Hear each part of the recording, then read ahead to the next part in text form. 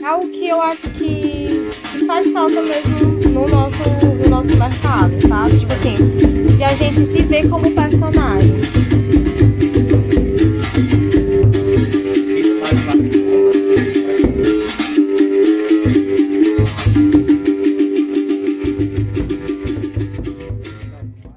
Olá, seja bem-vindo ao Pipoca Pod, seu podcast sobre capoeira. E no episódio de hoje nós vamos conversar com o Marcos Silva. Vamos tratar sobre o livro dele, Capoeira Liberdade. Que se trata de um romance ambientado aí pelo século XVIII, um período, né, pós-abolição, onde é muito conturbado e existem vários conflitos acontecendo ao mesmo tempo. Bom, se você gosta do nosso conteúdo, não esquece de deixar o seu like, se inscrever no canal para apoiar o nosso trabalho e não perder nenhum dos nossos conteúdos, certo? Então vamos lá. Meu nome é Jéssica Kelly, mas aqui você pode me chamar de Pipoca. Eu sou historiadora, pesquisadora, capoeirista, especialista em literaturas africanas de língua portuguesa e em gestão cultural. Eu sou vice-presidente da Associação Cultural e Esportiva de Estudos da Arte da Capoeira, Semente de Café, que atua aqui no município de Pacatuba. Bom, seja bem-vindo, Marcos, ao Pipoca Pod. Obrigado.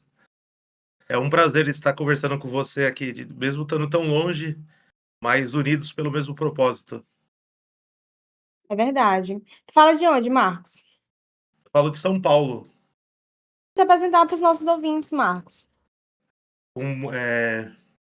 É um prazer para mim estar aqui. Meu nome é Marcos Silva, tenho 43 anos, sou capoeirista, sou historiador, eu tenho uma formação bem generalista, né?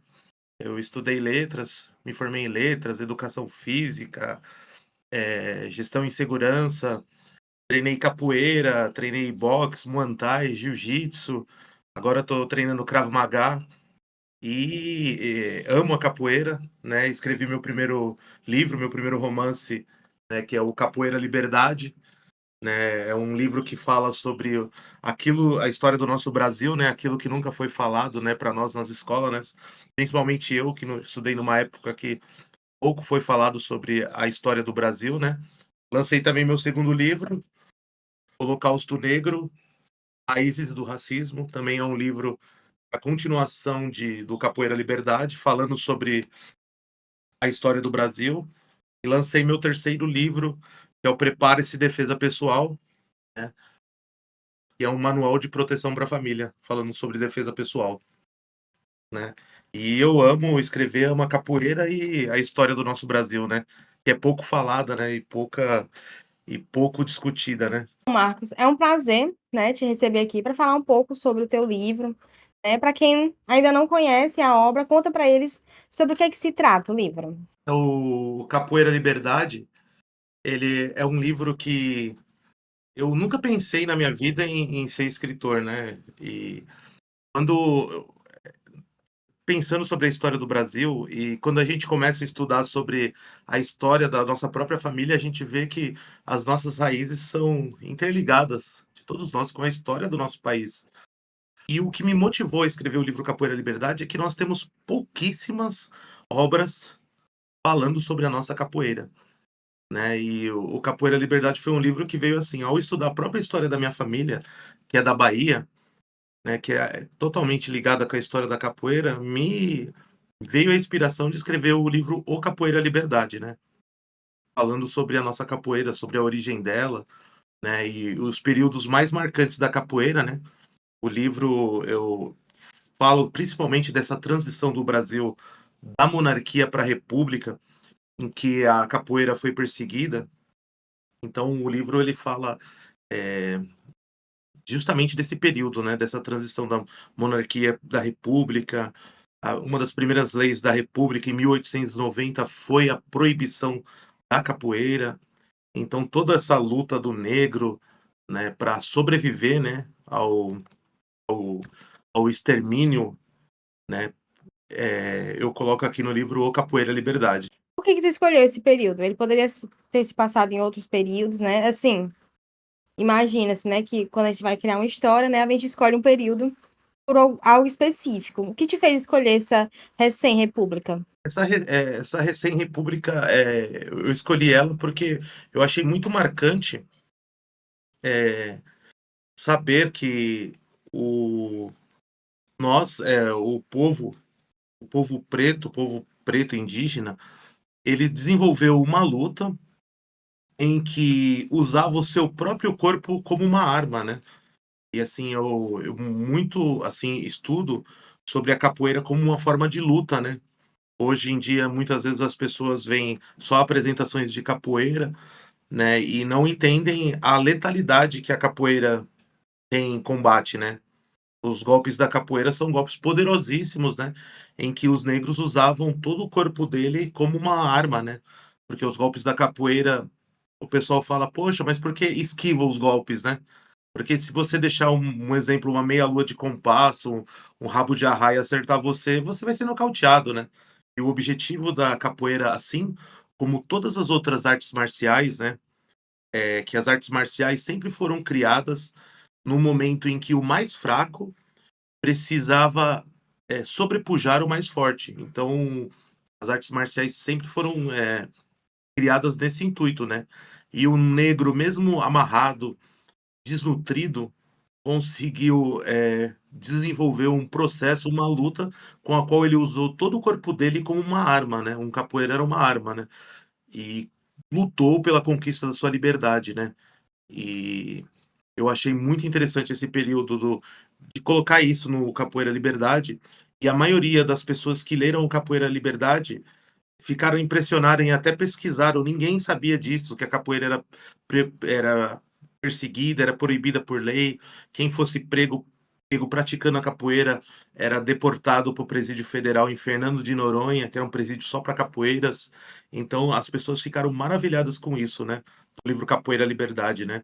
E acredito que foi isso uma das grandes, abordagens dele que levou ele a conquistar 2 prêmios, né, ele ganhou o prêmio em 2020 de cultura brasileira e aquisição cultural. Foram 2 prêmios, né, que o livro recebeu, né. Meu primeiro livro, eu fiquei lisonjeado com isso, não esperava, né, e o pessoal gostou muito, né, desses aspectos, né. Entendi. Uma curiosidade, né, que quando eu comecei a ler o livro, foi que tu aborda, né, a realidade ali de Canudos, né, num início, assim, de enfrentamento. Eu queria saber por quê, né, assim, de tantas revoltas populares que aconteceram nesse período, né, por que a escolha de Canudos? Eu achei a escolha de Canudos, assim, foi uma homenagem, assim, à parte da família do meu pai, né. A parte da família da minha mãe, que eu seria a parte da capoeira, né, que fica ali localizada mais numa região da Bahia que teve a capoeira, e a parte da família do meu pai, ela era relacionada mais ao sertão da Bahia, nas proximidades de Canudos, né, então foi eu amo muito a história de Canudos, né, eu acho uma história muito significativa para o Brasil, né, uma história, triste, né, mas que aconteceu aqui e eu juntei as 2 coisas, né, para fazer o livro, né, juntando uma homenagem aos meus ancestrais. Justo, né. Eu acredito que seja importante, né, às vezes a gente não entende as escolhas dos autores, né, por diferentes elementos que vão aparecer no texto, mas o livro, né, ele é um filho, ele vai carregar características do autor, às vezes características que até mesmo o autor não identifica, assim, de primeira, né. Por isso que eu pergunto, porque é mais uma curiosidade minha, pessoal, das escolhas que alguém faz quando vai escrever um livro. É isso, eu me perguntei também, né, eu acho que foi justamente isso.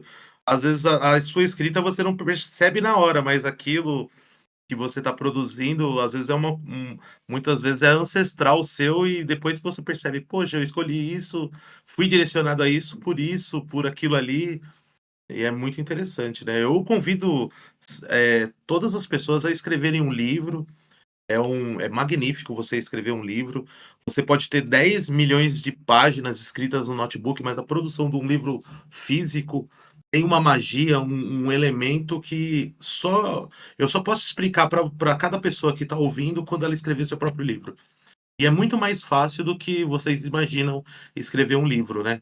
Você, o que é o mais importante que eu sempre falo para as pessoas é você ter uma inspiração, você vai lá, coloca no papel, não deixa passar essa inspiração, porque se você deixar onde você estiver, você para, você escreve, grava no celular, faz alguma coisa quando você tem aquela inspiração, porque senão no final do dia a gente é tão corrido, né, e a gente acaba esquecendo aquilo, né, do que a gente teve. Poxa, que foi que eu sonhei? Que foi que me veio de inspiração? Qual foi aquele assunto mesmo que eu estava pensando? O que foi que meu tio me falou?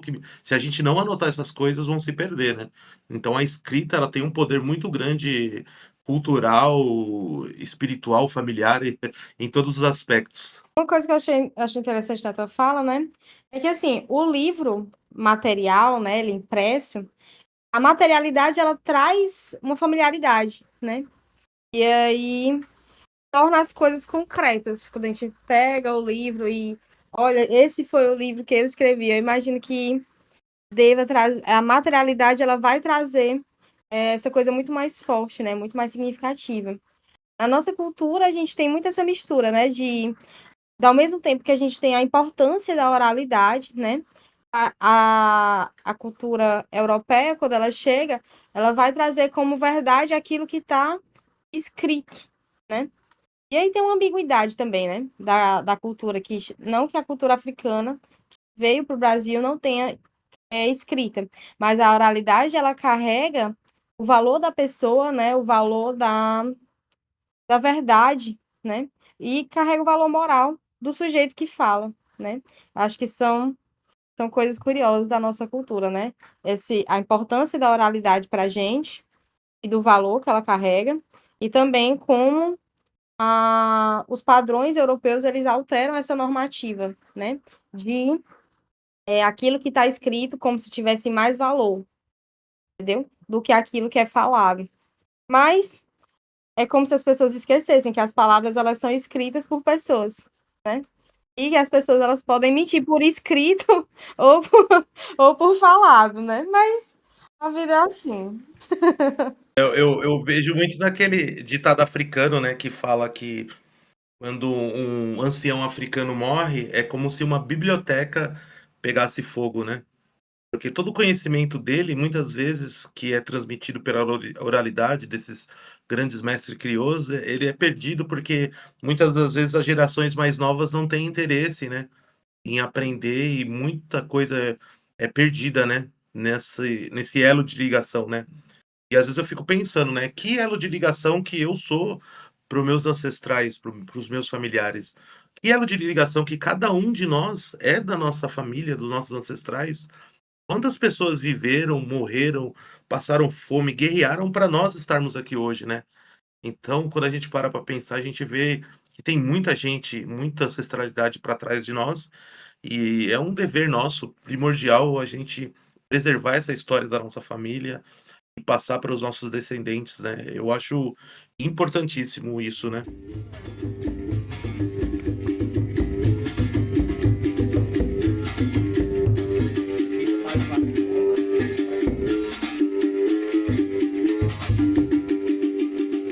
Bom, Marcos, o livro ele é muito interessante. Eu percebi que é meio que são dois protagonistas, né? É o Tigre e o Sombra. E, assim, pelo menos foi a percepção que eu tive, né? E a história ela fica intercalando entre esses dois personagens. Eu gostei muito que eles têm idades diferentes, né?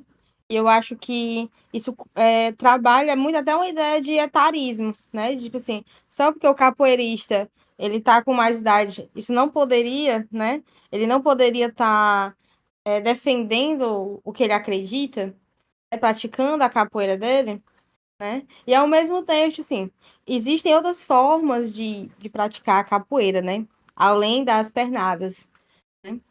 Bom, e para começar esse segundo bloco, eu queria elogiar aqui, né, a tua performance como escritor no sentido de descrever os combates. É realmente uma parada muito realista. É quase como se estivesse botando duas pessoas assim para lutar e você consegue realmente acompanhar. Diria que é a tua especialidade ou algo assim.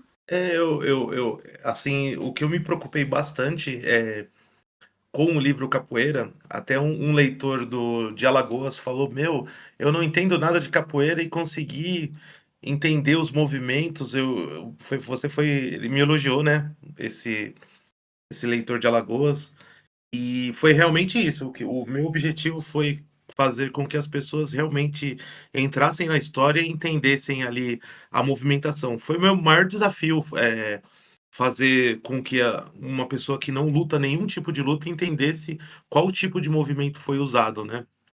E o que me ajudou bastante foi a prática de várias artes marciais, né, então isso me ajudou a fazer essa ligação de movimento e fazer essa parte descritiva, né, dos movimentos, né. Foi uma parte que eu me preocupei muito, tanto essa parte de fazer as pessoas visualizarem o movimento, como eu me preocupei muito em não colocar palavras difíceis, no livro, para ele ter uma acessibilidade muito grande, né.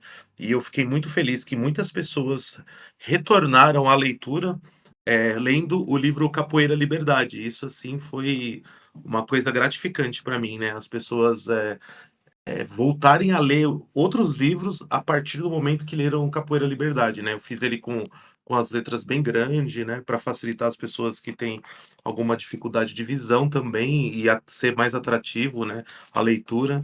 E, assim, foi um dos meus objetivos que, assim, as pessoas me retornaram com esse feedback e eu fiquei muito feliz. Eu queria saber também, uma curiosidade mesmo como leitora, como é que foram a escolha dos nomes dos personagens, que alguns nomes eles aparentemente não são nomes, característicos à época. Por exemplo, você não conhece uma Jéssica com mais de 60 anos, porque tipo assim, é algo da geração, né. Jéssica é um nome antigo, lá de Shakespeare, mas tipo assim, existe gerações mais velhas não tem tantas Jéssicas, por exemplo. Mas e aí eu percebo que mesmo se tratando de um período, eh, republicano, né, ele tem nomes, né, que não tem muita conexão com a época. Como é que foi com essa escolha? Alguns nomes eu quis fazer homenagens a algumas pessoas, né.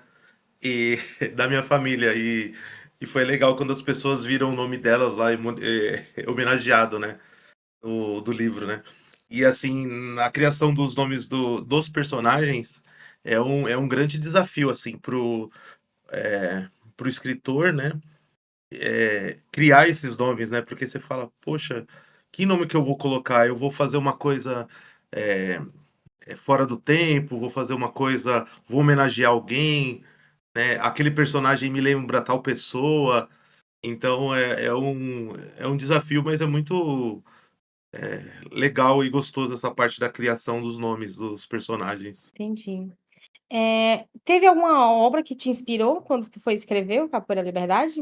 É eu li tudo, né, quando eu comecei a capoeira, eu li tudo possível sobre capoeira, só que infelizmente a gente não tem, né, muita literatura sobre a capoeira, pouquíssima. Nós temos, por exemplo, vamos pensar num filme de capoeira que foi o Besouro. O filme já tem mais de uma década, uma década. Nós estamos no país da capoeira, né. Se a gente for fazer uma comparação com outros países que possuem sua arte marcial, por exemplo, a China tem milhares de livros sobre o Kung Fu. O Japão também vai ter milhares de livros sobre os karatês, estilos de karatês, né. A Tailândia tem muitos literatura sobre o Muay Thai, o boxe tailandês, né. E o Brasil, se você for uma livraria, numa biblioteca, pedir um livro de capoeira, muitas vezes a resposta para você vai ser negativa, né. Então eu acho muito importante nós colocarmos no papel, na literatura, a capoeira, porque um movimento para a explosão da capoeira, a capoeira tem que estar no cinema, tem que estar em séries da Netflix ou outros streamings, tem que estar em novela, mas para ela passar para esse ponto, ela precisa primeiramente passar aqui, ó, na literatura, né, para ter os elementos, a base para formar tudo isso, né. Então a literatura ela é muito importante, ela serve de base, né, para a nossa expansão da capoeira, para o lugar que todo capoeirista sonha, que a capoeira merece, deve estar ali no topo junto com todas as artes marciais do mundo. Verdade. A gente, assim, né, algumas pessoas, né, podem pensar que, já tem isso, tem aquilo, mas ainda assim, a cultura da produção audiovisual no Brasil ainda é algo que engatinha a passos pequenos, principalmente em questão de cinema, como você citou, sei lá, em Nova York tem mais cinemas do que em todo o Brasil. Tem noção, tipo assim, de como esse número ele é impactante, o acesso das pessoas ao filme, o acesso das pessoas à produção de conteúdo audiovisual. Às vezes a gente está aumentando isso agora porque aumenta a capacidade das pessoas de acesso à câmera. Por exemplo, a gente está gravando aqui hoje, mas eu tenho acesso a uma câmera, eu tenho acesso a duas câmeras, e todo o recurso para gravar. Mas isso é algo que está aumentando agora, né? E até em questões de recursos públicos também, de políticas públicas pensadas para a acessibilidade do conteúdo, né? E da produção de conteúdo audiovisual. Eu acho que isso é algo muito novo e que está começando aí a passos lentos que a gente tem que apoiar. Não existem, por exemplo, tantos podcasts sobre capoeira. Eu acho que eu conheço uns cinco e todos eles produzem conteúdos diferentes uns dos outros, entendeu? Mas ainda assim, não é algo Muito pouco, né, pra pensar no Brasil continental é muito pouco, né. só do Brasil, mas a capoeira ela está presente em quase 200 países. Então, assim, as pessoas de outros países também produzem conteúdo sobre capoeira, né? Mas são cenas para outros episódios. Vamos focar aqui no Capoeira Liberdade. E eu queria saber quanto tempo mais ou menos levou para tu construir essa obra. O livro, demorou mais ou menos, eu acho que uns de 3 a 4 anos do processo de eu começar a escrever até ele estar pronto físico, assim, foi uns 3 4 anos, né. Uma porque eu não sabia um caminho, eu não conhecia nenhum escritor, não tinha nenhum escritor no meu círculo de amigos, não conhecia nenhum escritor perto. Né, nunca, tinha visto um escritor pessoalmente para ele me assinar o livro dele, fazer uma dedicatória. Então foi uma coisa meio que exploratória, né, então eu acho que esse processo demorou muito para mim no primeiro livro, né, e que já reduziu bastante. Quando eu escrevi o meu segundo livro, O Holocausto Negro, Raízes do Racismo, já diminuiu bastante esse tempo, né, porque aí eu já fui saber os caminhos, né, para escrever um livro, e já ajudei muitas pessoas também a escreverem os livros delas e publicarem justamente por eles me perguntarem, me verem como uma referência e eu ajudar eles nesse processo e para eles foi bem mais rápido, né, quando você tem alguém para te apoiar, né. Como falam, né, ninguém faz algo grande sozinho, né. É verdade, ninguém nasce sozinho, né? O livro ele tem 225 páginas, né? E 4 anos eu acho que é um tempo considerável, né, na produção de uma obra. Às vezes a gente tem muita pressa para fazer as coisas, mas eu acho que isso às vezes pode ser inimigo do processo. Eu não digo nem do sucesso ou do bem feito, não. Eu digo é inimigo do processo, porque o processo de escrita ele acontece, né? Eu estou escrevendo agora o meu TCC da especialização em gestão cultural. E assim, é um processo. Você lê, você pesquisa, você procura dados, você cria dados, né, de investigar as coisas. E ainda assim é algo processual. Você tem que digerir tudo aquilo para escrever. E é realmente um parto. Não que eu já tenha participado de um parto, só do que eu nasci. De resto, ainda não.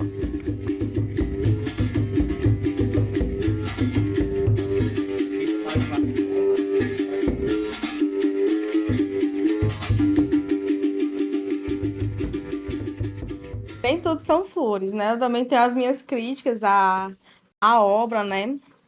Eu sou uma leitora muito assídua. Eu leio de tudo um pouco. Leio de aventura, a tese de doutorado, jornal, leio um bocado. Entender mesmo, sou uma pessoa muito curiosa. E aí, uma coisa, né, que eu espero que você não leve pro coração aí, é que, por exemplo, eu encontrei muitos erros ortográficos, né? E que para algumas pessoas pode parecer bobagem, mas é algo que me incomoda um pouco no decorrer da leitura. E eu queria saber sobre como foi, né, a produção do livro, se ele passou por um corretor ou não, ou se foi uma parada mais manual e por isso isso aconteceu. Como é que foi isso? Quando o livro ficou pronto, eu recebi uma proposta incrível. Meu primeiro livro, eu recebi uma proposta de lançar ele no Memorial da América Latina. Então aqui em São Paulo e na América Latina toda é um local, você já ouviu falar? Não. Se você vir aqui em São Paulo, você vai visitar, é muito legal, é um local bem cultural aqui em São Paulo, né. E ia ter o evento nacional da consciência negra, e o nome do evento era Liberdade. Fui convidado para lançar o meu livro Capoeira Liberdade lá. Então o livro, né, ele não pôde passar pela correção ortográfica, foi muito rápido essa primeira edição dele, foi assim, como você falou mesmo, manual ali, eu corrigi o que dava, e como falam, né, ninguém pode corrigir o próprio texto, né, que os nossos olhos eles eles se enganam, né. Tem que ser uma terceira pessoa corrigindo, né. Agora na próxima edição já vai sair, esses erros que foram identificados, né, vai sair, a correção deles, né. Mas é como o processo da escrita, né, a gente imagina que um dos textos mais antigos que a gente tem, que a Bíblia Sagrada no Novo e Velho Testamento, já passou por dezenas de correções, né, e os livros eles são sempre assim, né.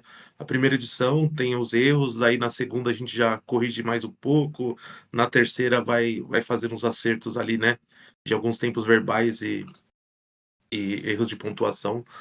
Mas, esse processo e foi, eu fiquei, assim, vislumbrado, porque quando o livro ficou pronto, que estava prestes, quer dizer, a ficar pronto, né, faltava correção, eu não tinha nem ideia de onde lançar o livro, né. E surgiu essa oportunidade de lançar no Memorial da América Latina, eu tive que produzir, buscar ele o mais rápido possível e para estar pronto lá no dia, né. Foi magnífico, nesse dia estava mestres de capoeira do Brasil inteiro lá, estava a cantora Carolina Soares, a cantora Paula Lima. Então foi, assim, um lançamento que nem no meu maior sonho eu imaginaria que ia lançar o meu livro no meio de toda a capoeiragem e de cantores renomados aí do Brasil, né. Foi muito bom mesmo. Deve ter sido um evento e tanto, né, com essa galera.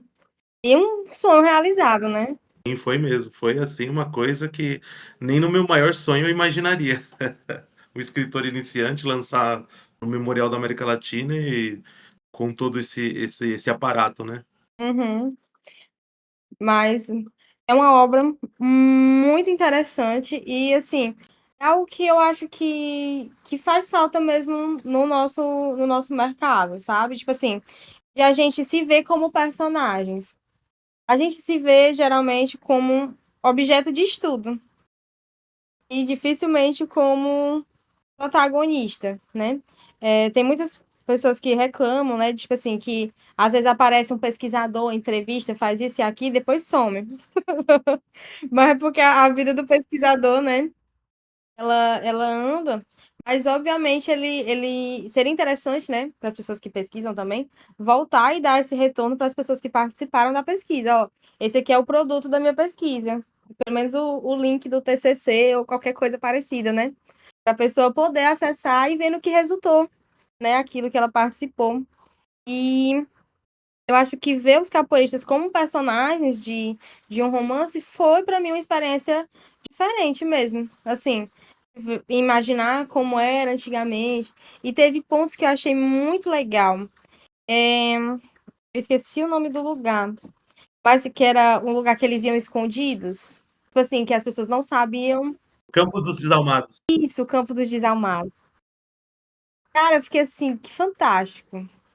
Assim, foi inventado? Não sei. É real? Não sei. Mas é exatamente essa magia, né, eu não saber se é real ou não, mas eu achei de uma cereja do bolo, sabe, essa parada achei bem legal. Mas foi veio inspirado de algum lugar? É, eu não vou falar pra vai ser tipo um spoiler para o pessoal, né.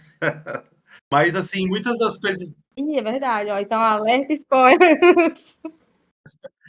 muitas das coisas dos livros, do livro, assim, muitas pessoas ficaram ao terminar de ler o livro, foram pesquisar e descobriram, e ficaram, assim, maravilhados com tudo do livro Capoeira Liberdade, né.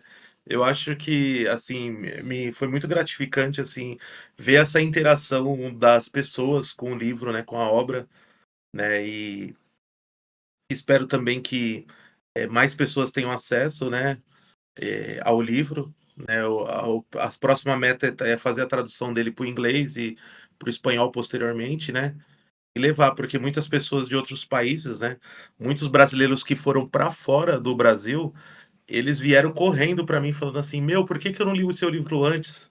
Eu falei: "Por que que você está falando isso?" Porque tem muita gente lá fora que chega nos brasileiros e fala: "Poxa, ensina capoeira aí pra gente, explica a história". Então tem muita gente fora do Brasil que conhece muito mais de capoeira, até mesmo do que alguns brasileiros que não se interessam, o pessoal lá fora tá pesquisando, tá buscando, né, tanto que a gente vê que a capoeira hoje é o maior divulgador da cultura brasileira e o maior divulgador da língua portuguesa do mundo, né. Que os mestres e capoeiristas, professores, instrutores que estão em outros lugares do mundo, eles ensinam a nossa cultura e o nosso lindo português brasileiro, né, para o pessoal de fora, né. Então eu acho que é fundamental, né, o conhecimento, né, e eu incentivo outras pessoas a colocarem no papel, né, fazerem para nós termos aí filmes, desenhos, séries de capoeira e personagens e romances e tudo mais, né. Eu acho isso fundamental. Se vê na história, né, que é importantíssimo. Mas sim, outro ponto que me foi de estranheza, né, foi o uso de alguns termos, né, que parecem fora de época, além dos nomes de pessoa, né. Tem um momento lá que tu usa o termo garota de programa. Assim, eu não eu realmente não sei em que momento da história do mundo, do Brasil, as pessoas começaram a usar esse termo, entendeu. Mas eu acredito que ela esteja bem deslocado do tempo e espaço, e aí eu queria também saber que obras tu leu que que te remetessem à época, né, porque é um livro de época, né, ele retrata um período, que foi um período que foi escolhido e tal, enfim, para que a gente possa entender um pouco desse processo, né, também de escrita, de escolha dos termos, que cada palavra que é escrita, ela é escolhida, enfim. Fala um pouco pra gente. Eh, quando a gente vai escrever sobre um período de história do tempo, né, que realmente a gente não viveu, não estava lá, a gente não era nem nascido, eu acho muito importante essa sua colocação, e observação desses temas, né. E e muitas vezes, ao observar isso, a gente vê que, a gente são pontos que nós precisamos melhorar, né. Então é um ponto que eu me passou despercebido, né, nesse ponto de garota de programa, né. Eu tinha pensado em colocar o termo, garota da vida, né, profissão da vida ou a profissão mais antiga do mundo, né, que uma coisa que sempre esteve presente na sociedade, né, a prostituição, né, e nessa parte específica do livro, ao retratar elas, eu coloquei o termo garota de programa.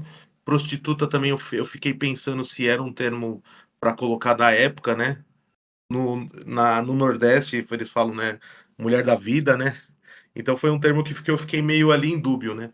E como a narração do livro eu procurei ser um narrador, assim, onisciente, né, ao narrar os fatos ali do romance, eu coloquei esse termo, pra dar uma aproximada do leitor, para saber realmente qual era a profissão daquela pessoa ali, né. Mas foi muito boa a sua colocação, adorei. Eu acho que talvez o termo mais adequado fosse meretriz, também é uma opção. Sim, meretriz é colocado na Bíblia, verdade. Meretriz, que é meretrício, né. Muito boa. Bom, pessoal, é isso. Obrigada, Marcos, por ter aceitado o convite, né? Foi um prazer te receber aqui para a gente falar um pouco mais sobre os caminhos que a capoeira oferece, né? Sobre a seguir a carreira da escrita, né? E com certeza eu sei que é desafiador, mas que também pode ser recompensador, né? Seja de uma forma pessoal ou também de uma forma coletiva. Ah, legal. E para mim foi um prazer participar aqui com vocês. Eu quero te parabenizar pelo excelente trabalho que você está fazendo. É um trabalho eu digo assim, é um trabalho de gerações. Você é inspiradora para não só para as pessoas próximas a você, mas o trabalho que você está fazendo é um trabalho histórico e de importância para o Brasil e para o mundo. E para mim foi um grande prazer, né? Convido a todos a lerem o Capoeira Liberdade, né? Depois a Pipoca vai colocar aí o meu WhatsApp, eu envio para todo o Brasil, né? O Capoeira Liberdade, também o Holocausto Negro Raízes do Racismo e o Prepare-se de Defesa Pessoal, né? E para mim foi um prazer estar aqui e um forte abraço a todos. Obrigada pelas suas palavras, Marcos. E é isso, pessoal. Obrigada por acompanhar a gente até aqui. Em caso de dúvidas, sugestões ou parcerias, você pode escrever para pipocapod@gmail.com, pipoca com K, né? E qualquer dúvida, né? Eu vou estar deixando aqui na descrição o número do Marcos, também o Instagram do Marcos, para vocês acompanharem os trabalhos que eles estiverem publicando. Bom, obrigada por ter acompanhado a gente aqui. Não deixe de se inscrever no canal e de deixar o seu like se você gostou desse vídeo. Grande abraço e tchau, tchau.